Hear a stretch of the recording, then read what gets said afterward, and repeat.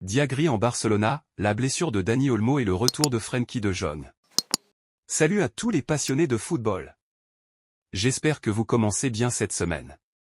Toutefois, à Barcelone, les nouvelles ne sont pas toujours aussi joyeuses qu'on pourrait l'espérer. Après une brillante victoire, il semblerait que les réjouissances ne durent jamais bien longtemps au sein du club culé. Cette fois-ci, c'est une nouvelle inquiétante qui secoue l'équipe. Dani Olmo, l'un des joueurs clés du Barça, a dû quitter le terrain lors du match contre Girona, et sa blessure pourrait bien s'avérer plus grave que prévu. La blessure de Dani Olmo. Dani Olmo, après avoir marqué un superbe but lors de la victoire 3-0 contre Girona, a été contraint de sortir sur blessure au stade Montilivi. À première vue, sa blessure semblait mineure et les premiers examens réalisés sur place laissaient entendre qu'il serait absent seulement une semaine. Le joueur lui-même, interrogé à la sortie du stade, avait même rassuré les fans avec un pouce levé. Cependant, après des examens approfondis effectués ce lundi à la Ciudad Deportiva, il a été confirmé qu'Olmo souffre d'une déchirure du biceps fémoral de la jambe droite. Le verdict est tombé, il sera écarté des terrains pour au moins un mois, avec une absence qui pourrait s'étendre jusqu'à 5 semaines. Cela signifie qu'il manquera 7 matchs cruciaux pour le Barça, dont 4 à l'extérieur contre Monaco, Villarreal, Osasuna et Alaves, ainsi que 3 à domicile face à Retafe, Young Boys et Séville. Un coup dur pour l'équipe de Xavi. La perte d'Olmo est un véritable coup dur pour l'entraîneur. Dani Olmo s'était imposé comme un élément clé, marquant 3 buts en 3 matchs. Son impact sur le jeu était indéniable, grâce à ses mouvements rapides, ses ruptures et sa capacité à créer des opportunités offensives.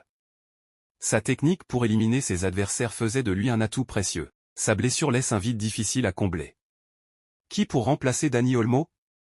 La solution la plus évidente pour remplacer Olmo est Pedri. Le milieu canarien a déjà montré qu'il peut jouer à différents postes, tant en tant qu'intérieur qu'en tant que milieu offensif. Lors du match à Montilivi, Pedri s'est montré polyvalent et a brillé dans ses tâches défensives, avec 30 pressions et un nombre impressionnant de ballons récupérés.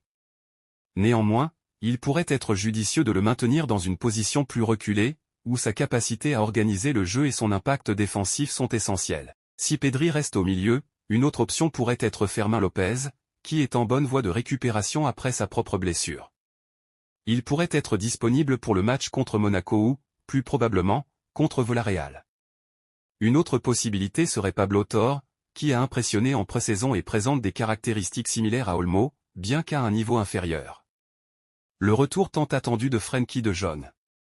Heureusement, tout n'est pas sombre pour Barcelone. Frenkie de Jong, absent depuis le 21 avril après s'être blessé lors du Clasico contre le Real Madrid, est enfin sur le point de revenir. Le Néerlandais a repris l'entraînement en groupe ce matin et pourrait recevoir le feu vert médical dans la semaine à venir. Son retour est extrêmement attendu par Xavi, surtout avec les absences prolongées de joueurs comme Gavi et Sergi Roberto. De Jong a fait le choix d'éviter une opération, préférant un traitement conservateur pour soigner sa blessure. Bien que ce choix ait suscité des doutes, il semble avoir porté ses fruits, et le joueur est prêt à reprendre sa place dans l'équipe.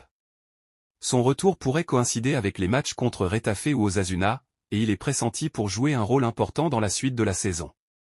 L'objectif de Xavi pour la saison 2024 à 2025.